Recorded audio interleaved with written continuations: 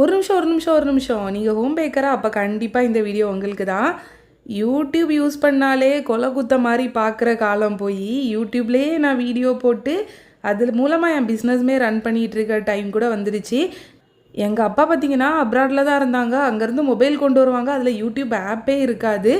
கூகுளில் போய் யூடியூப்பை சர்ச் பண்ணி அதில் தான் நம்ம ஏதாச்சும் ஒரு வீடியோஸ் பார்க்கணும். ஆனால் அதை கூட வீட்டுக்கு தெரிஞ்சிட்டுனா கிழிச்சு தொங்க விட்டுருவாங்க. ஆனால் இப்போ நானே இதில் ஒரு யூடியூபராக இருக்கேன்.